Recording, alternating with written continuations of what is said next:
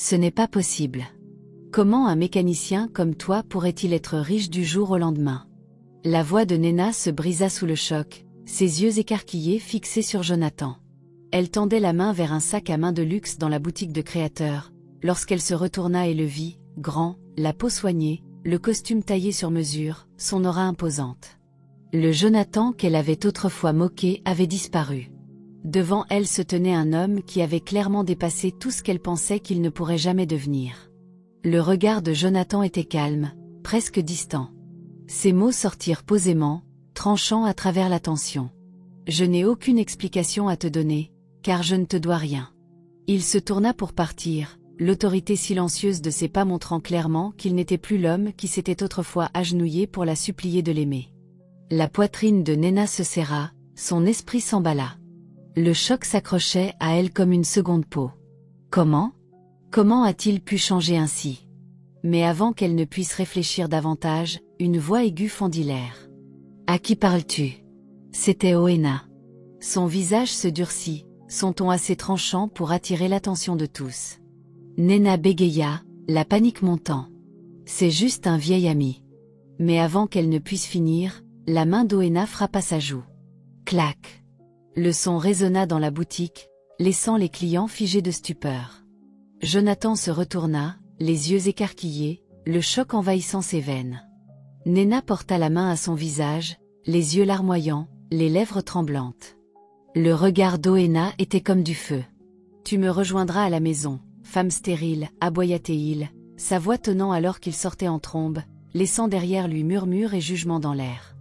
Jonathan resta cloué sur place, les poings serrés, son esprit en ébullition. La même femme qui s'était moquée de sa pauvreté se tenait maintenant humiliée devant lui. L'homme pour qui elle l'avait quittée venait de la déshonorer en public. Mais Jonathan ne dit rien. Il respira profondément, détourna le regard et quitta la boutique. Le chapitre de leur passé se rouvrait, mais pas selon ses termes à elle. Tout avait commencé 3 semaines plus tôt. Jonathan était assis près de la fenêtre d'un jet privé, les nuages défilant alors que la gosse se rapprochait lentement. Son reflet dans la vitre le surprenait parfois. Un homme soigné, vêtu d'un costume élégant, la confiance reposant aisément sur ses épaules. Il n'était plus Jonathan, le mécanicien de bord de route. Il était Jonathan, l'héritier de Justice Adigway, formé, éprouvé et transformé. Mais alors que l'avion entamait sa descente, son cœur s'alourdit. Il ne revenait pas seulement pour affaires. Il revenait pour enterrer son père, l'homme qui lui avait donné une famille, un nouveau nom. Et alors que l'avion touchait le sol, Jonathan murmura dans un souffle. « Père, je te rendrai fier. Tout ce que tu m'as appris, je ne le gâcherai pas. » Il ne savait pas encore qu'il revenait aussi pour affronter la femme qui avait autrefois brisé son cœur et la famille qui avait tenté de détruire son père. La scène était prête. La nouvelle de la mort du juge en chef Adigway se répandit à travers le pays, et bientôt, les préparatifs pour ses funérailles commencèrent. Les avocats avaient tout sous contrôle, car le juge avait laissé des instructions détaillées avant son décès. Son testament était scellé, ses biens recensés, mais sa femme Martha ne comprenait pas. Elle arpentait la maison, agitée. Pourquoi les avocats sont-ils si secrets? Qu'a-t-il écrit exactement dans ce testament? Demanda-t-elle à ses enfants. Ils balayèrent ses craintes. Maman, détends-toi. À qui d'autre donnerait-il sa fortune? Nous sommes sa famille, son sang. Ignorant que leur victime de trahison avait déjà choisi un successeur, Martha et ses enfants attendaient avec impatience que les funérailles passent, imaginant la fortune qui serait bientôt la leur. Le soleil brillait haut sur la gosse alors que les pleureurs se réunissaient pour les grandioses funérailles du juge en chef Adigway. C'était une démonstration éclatante de richesse, de pouvoir et d'influence. Les rues étaient bordées de voitures coûteuses, la salle drapée de tissus fins, l'air chargé du parfum de fleurs importées de l'étranger. Jonathan se tenait parmi eux, vêtu d'un élégant costume noir. Ses yeux étaient lourds de chagrin, son cœur souffrait à chaque instant. En regardant autour de lui, ce qu'il vit le brisa encore plus que la mort elle-même. Martha et ses enfants arrivèrent en tenue noire assortie, mais leurs visages brillaient non pas de tristesse, mais d'une joie dissimulée. Leurs yeux brillaient de cupidité, leurs lèvres esquissaient de légers sourires qu'ils tentaient de cacher. Même les membres éloignés de la famille de justice, qui avaient été exclus depuis longtemps, étaient présents, murmurant entre eux. Des hypocrites qui lui avaient tourné le dos venaient maintenant feindre le chagrin, se demandant en secret quel part il pourrait obtenir. Jonathan serra les poings. Il comprenait maintenant pourquoi son père avait vécu isolé. Leurs attitudes, leur égoïsme, leur trahison l'avaient poussé à la solitude. La cérémonie commença. Les prêtres parlèrent de justice à Digway comme d'un homme de force et d'honneur. Les chœurs chantèrent des hymnes qui s'élevaient dans le ciel. Chaque détail était parfait, un reflet de la vie de cet homme. Mais Jonathan n'entendait ni les chants ni les discours. Son cœur était lourd. Il s'agenouilla près du cercueil, les larmes coulant librement sur ses joues. « Père, tu m'as appris ce qu'est une famille. Tu m'as donné ce que je n'avais jamais eu. Je ne te décevrai pas. Même dans la mort, tu vis en moi. » La voix de Jonathan était basse, tremblante, alors qu'il posait doucement la main sur le cercueil poli. Sa tête s'inclina, ses larmes gouttant sur le sol. Autour de lui, la foule murmurait, chuchotait, spéculait. Mais Jonathan s'en moquait. Il pleurait non seulement un père, mais le seul homme qui avait cru en lui.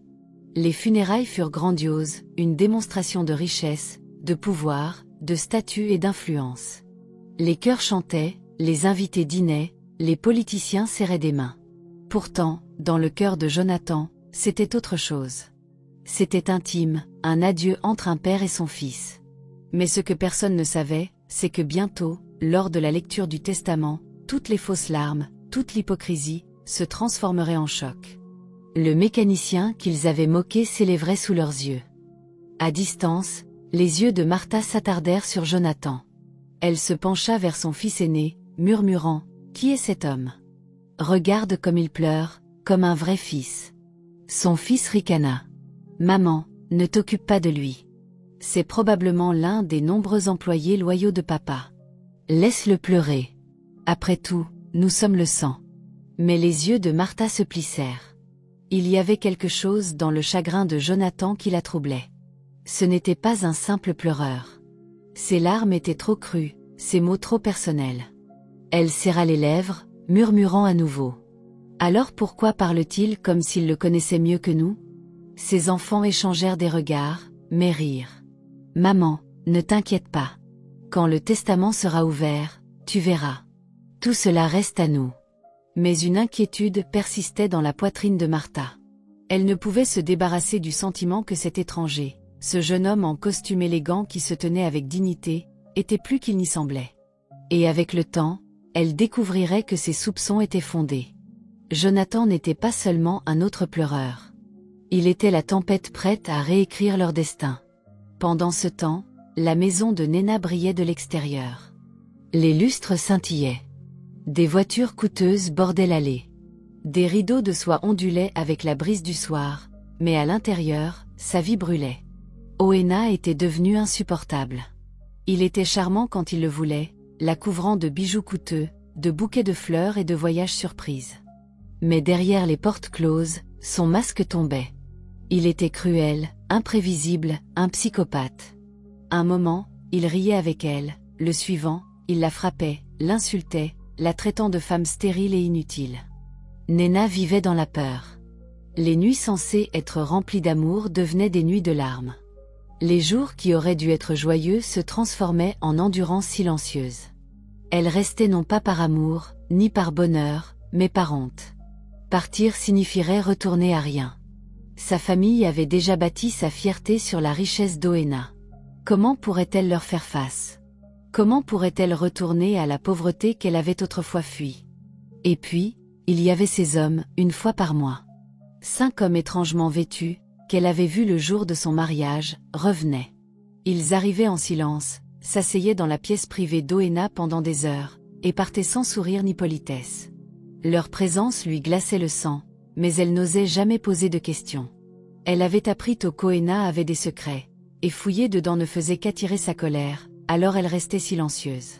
Chaque fois qu'elle se regardait dans le miroir, chaque fois qu'elle contemplait les diamants autour de son cou, chaque fois qu'elle pensait à la nouvelle maison qu'Oena avait offerte à ses parents, la même peur murmurait à ses oreilles. Si tu pars, tu retournes à rien. Si tu pars, ta famille retourne dans la rue. Et ainsi, elle endurait. En public, elle souriait. En privé, elle pleurait. La maison de Néna était un manoir doré, mais son âme était prisonnière des flammes. Quelques jours après les grandioses funérailles du juge en chef Adigway, Lagos commençait à se calmer. Les invités étaient partis, les hymnes s'étaient tus, et les journaux affichaient des titres louant la vie de ce grand homme. Mais dans la maison de Martha, la joie persistait là où il aurait dû y avoir du deuil.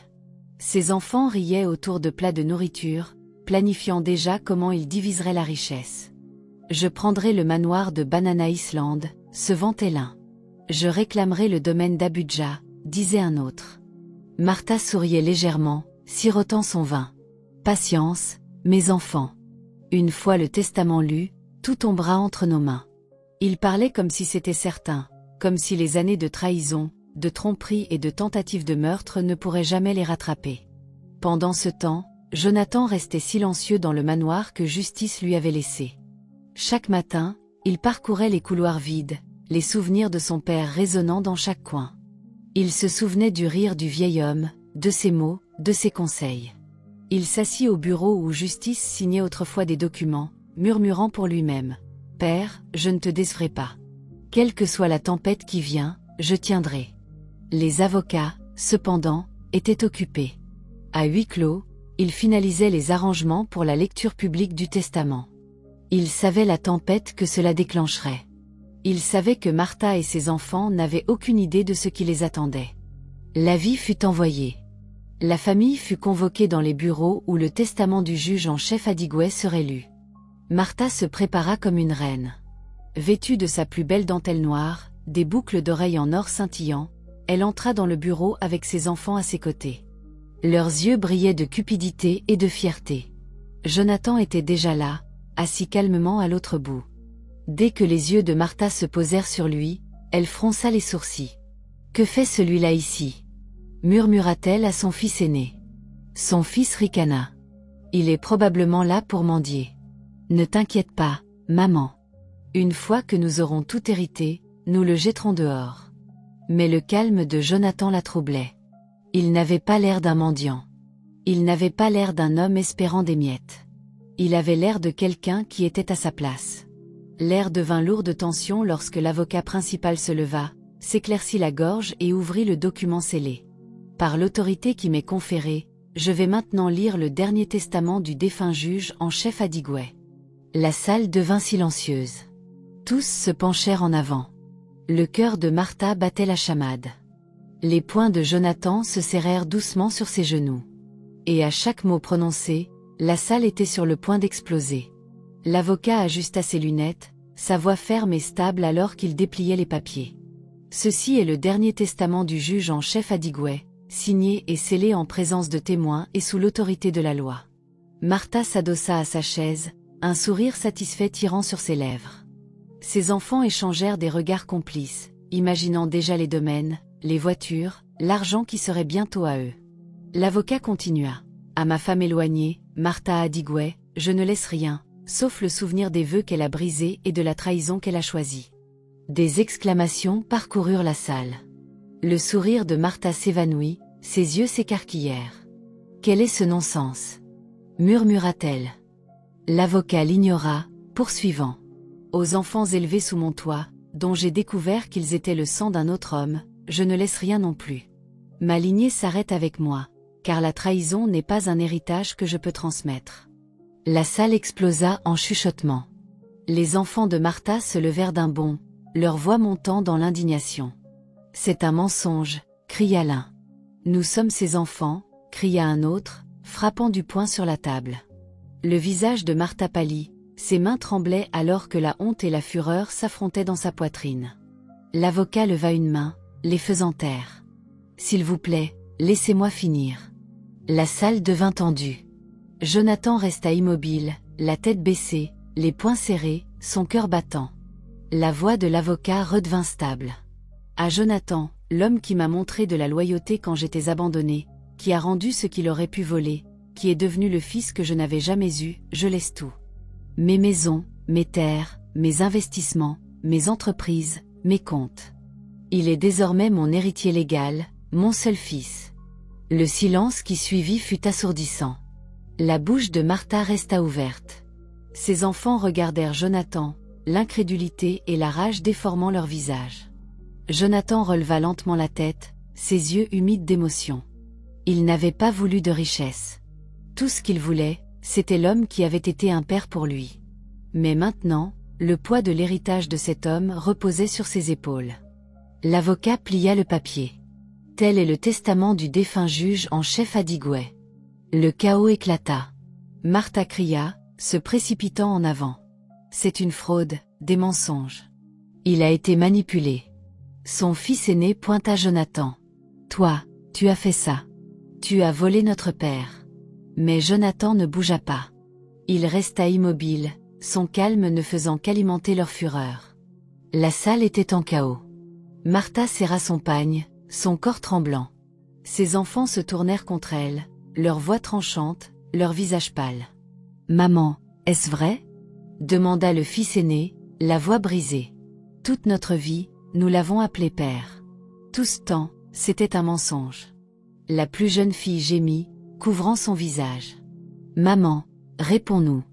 Dis-nous que ce n'est pas vrai. » Les lèvres de Martha tremblaient, mais aucun mot ne sortit. Son silence fut l'aveu le plus retentissant.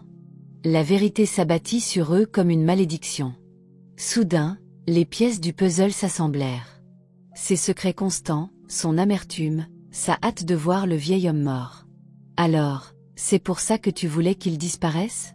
cracha l'aîné, les yeux flamboyants. « Parce que tu savais. Tu savais qu'il ne te pardonnerait jamais une fois la vérité révélée. » Martha éclata en sanglots, couvrant son visage de ses mains. « Je l'ai fait pour vous. Je voulais que vous ayez tout. » Mais ils s'éloignèrent d'elle, leur chagrin mêlé de dégoût. Ils se tournèrent ensuite vers Jonathan. L'aîné pointa un doigt tremblant sur lui, les yeux rouges de colère. « Toi, tu penses avoir gagné ? Tu n'es pas du sang. Tu penses que t'asseoir l'a fait de toi son fils ?» Jonathan se leva lentement, son expression calme, bien que son cœur souffrait de leurs mots. Sa voix était basse, mais ferme. « Je n'ai jamais revendiqué le sang, mais j'étais là quand il était abandonné. J'étais là quand il était trahi. J'étais là quand aucun de vous ne s'en souciait. Il m'a choisi parce que je lui ai donné ce qu'aucun de vous ne lui a donné, la loyauté. » Ces mots tranchèrent la salle comme une lame. Les enfants de Martha le regardèrent avec des yeux brûlants, mais leur fureur était impuissante. Le testament était scellé. La loi était claire. Pleurant ouvertement maintenant, ils sortirent en trombe du bureau de l'avocat, leur voix résonnant dans le couloir. Martha suivit, ses cris creux, sa dignité brisée. Jonathan resta silencieux, les regardant partir.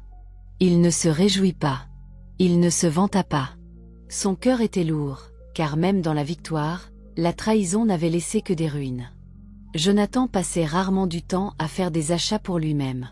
Pendant des années, son argent était allé aux autres, pour survivre, pour se sacrifier, pour bâtir des entreprises. Mais ce jour-là, après la tempête de la lecture du testament, il décida d'entrer dans l'une des boutiques de créateurs les plus prestigieuses de Lagos. Les employés reconnurent immédiatement la richesse.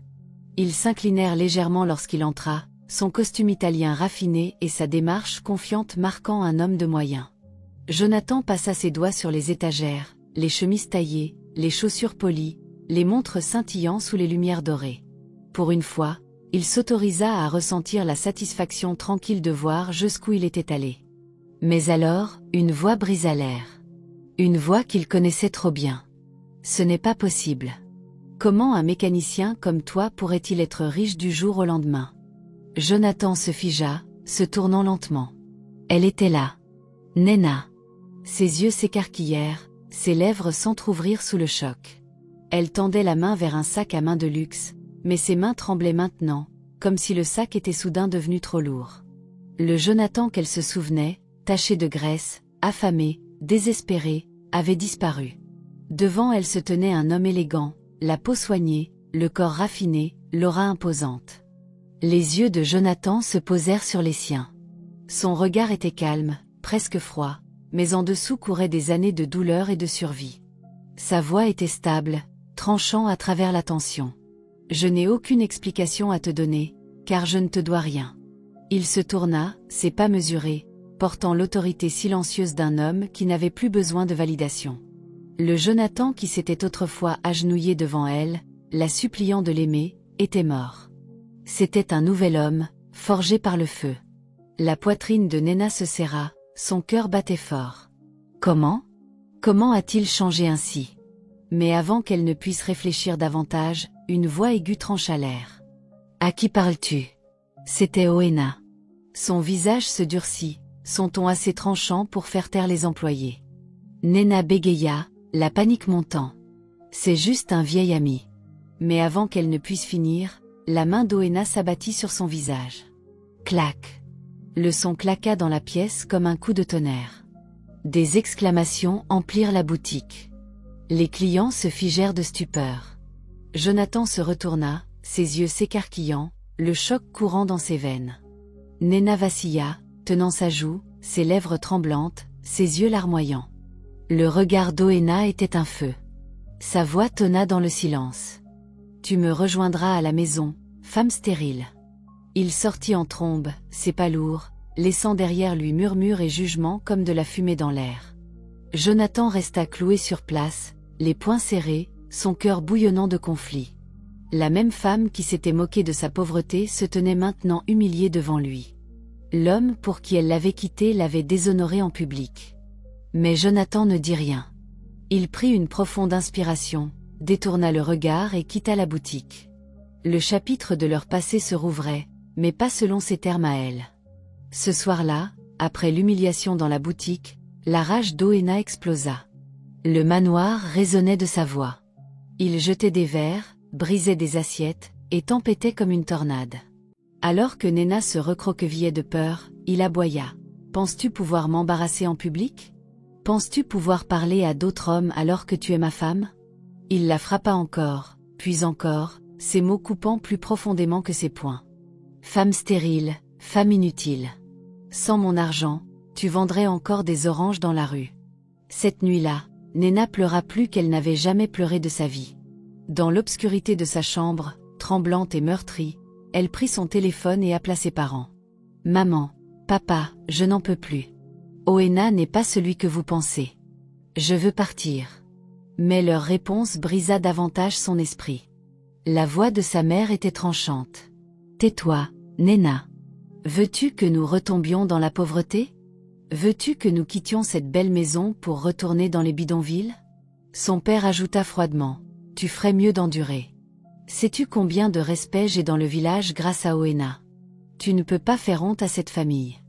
Reste où tu es. » Les larmes roulèrent sur ses joues alors que la ligne se coupait. Elle était seule. Même ses propres parents l'avaient vendue pour le confort. L'abus continua, mais sa curiosité aussi. Une fois par mois, les 5 hommes étranges venaient. Ils restaient enfermés avec Oena dans cette pièce interdite. Et quand ils partaient, les yeux d'Oena étaient plus sombres, ses humeurs plus tranchantes. Chaque avertissement de ne pas entrer dans la pièce ne faisait qu'approfondir ses soupçons. Une nuit, tremblante mais déterminée, elle prit une décision. Si je ne peux pas partir, alors je dois avoir quelque chose contre lui. Quelque chose qui le fera me craindre. Elle fouilla ses tiroirs jusqu'à ce qu'elle trouve une petite boîte noire remplie de clés. Une par une, elle les essaya contre la porte de la pièce interdite. Ses mains tremblaient, son souffle était court. Puis, clic, la serrure tourna. La porte s'ouvrit en grinçant. Néna entra et se figea. La pièce était drapée de tissu noir et rouge. Des symboles qu'elle ne comprenait pas s'étalaient sur le tissu. L'air sentait le fer et l'huile. Son cœur s'emballa alors que ses yeux parcouraient la pièce. Partout, il y avait des armes.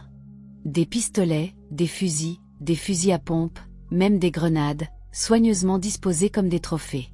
Des boîtes de munitions empilées jusqu'au plafond. Une table couverte de cartes, de liasses d'argent et de symboles étranges. Les jambes de Néna faiblirent. Sa main se porta à sa bouche alors que les larmes montaient à ses yeux. Mon Dieu, Oena est-il un voleur? Son esprit s'emballa, les pièces se connectant. Les visites mensuelles, les hommes étranges, la pièce cachée, sa richesse insouciante sans affaire visible. Son estomac se noua. Elle recula, trébuchant presque. L'homme qu'elle avait choisi plutôt que Jonathan, l'homme que ses parents louaient, n'était pas un sauveur. C'était un monstre. La vérité la frappa comme un coup de tonnerre. Sa cupidité, sa trahison, son avidité pour la richesse l'avaient conduite à sa perte. Néna s'effondra contre le mur, son corps tremblant, ses larmes tombant comme la pluie. « Que ai-je fait » murmura-t-elle dans l'obscurité. Mais aucune réponse ne vint, seulement le regard silencieux des armes qui l'entouraient, et l'écho de sa propre destruction. Néna verrouilla la pièce interdite avec des mains tremblantes, son cœur battant si fort qu'elle craignait qu'il ne la trahisse. Elle se précipita dans leur chambre conjugale et s'effondra sur le lit, son corps secoué par ce qu'elle venait de découvrir. Ses larmes coulaient librement alors qu'elle enfouissait son visage dans ses paumes. Des images défilaient devant ses yeux. La gifle d'Oena dans la boutique, ses mots cruels, les armes qu'elle venait de voir. Et puis, comme un fantôme du passé, le visage de Jonathan apparut dans son esprit. Jonathan, debout dans cette boutique de créateur, la peau soignée, le costume taillé, son aura imposante, le Jonathan qu'elle avait moqué, le Jonathan qu'elle avait méprisé, le Jonathan qui s'était autrefois agenouillé devant elle, la suppliant de l'aimer, prêt à tout sacrifier pour réaliser son rêve d'école. Pour la première fois, elle vit sa folie. Si seulement j'avais attendu. Si seulement je lui avais fait confiance, murmura-t-elle à travers ses sanglots. Sa poitrine brûlait de regret. Elle avait choisi l'argent, et l'argent l'avait conduite en enfer. Cette nuit-là, alors que le manoir résonnait de silence, Néna prit une décision. Elle irait chercher Jonathan. Elle le reconquérait, quoi qu'il en coûte. Elle n'avait pas d'enfant pour la lier définitivement à Oena, une malédiction qui, pour une fois, semblait être une bénédiction. Oui, murmura-t-elle, ses larmes séchant. Jonathan est à moi. Il m'aime encore. Il le doit. Mais une grande question persistait comme une ombre dans son esprit. Jonathan m'acceptera-t-il à nouveau? Ou a-t-il tourné la page pour toujours? Loin de là, de l'autre côté de la ville, Jonathan se tenait près de sa fenêtre, regardant la nuit de la gosse. Les lumières de la ville scintillaient comme des étoiles, mais son cœur était lourd. Il savait qu'une guerre approchait. Si Martha avait pu comploter pour détruire le juge en chef, qui était-il? Un jeune héritier qui se tenait sur leur chemin. Il avait déjà pris des dispositions. La sécurité était renforcée. Des hommes loyaux recrutés jusqu'à ce qu'ils rassemblent assez de preuves pour faire tomber Martha et ses enfants légalement. Il resterait sur ses gardes. Jonathan arpentait sa chambre, les poings serrés. Son esprit dérivait brièvement vers la rencontre à la boutique.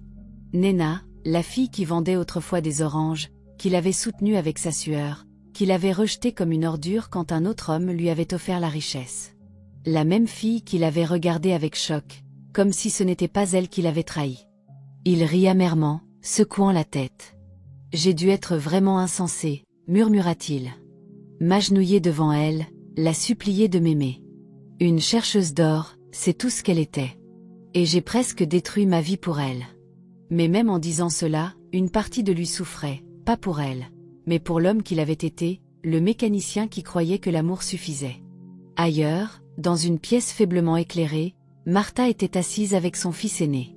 La rage brûlait dans leurs yeux alors qu'ils parlaient à voix basse. « Il pense qu'il a gagné », siffla Martha, sa voix tremblante de haine. « Il pense qu'il peut tout nous prendre. » Son fils se pencha en avant. « Alors, nous lui prendrons tout. Maman, donne le mot. Je connais les bonnes personnes. Les mêmes voyous que papa a autrefois échappé. Cette fois, ils ne failliront pas. » Les lèvres de Martha se tordirent en un sourire cruel. « Fais-le. Que le mécanicien devenu héritier apprenne qu'aucun trône n'est sur quand les vautours ont faim. » Et ainsi, pendant que Jonathan renforçait sa garde, ses ennemis aiguaient leurs couteaux. Deux tempêtes se profilaient à l'horizon. L'une portait le visage de son passé, Néna, l'autre la fureur des traîtres de son défunt père, Martha et ses enfants. La question n'était plus de savoir si la guerre viendrait, mais quand. Attendez la partie finale.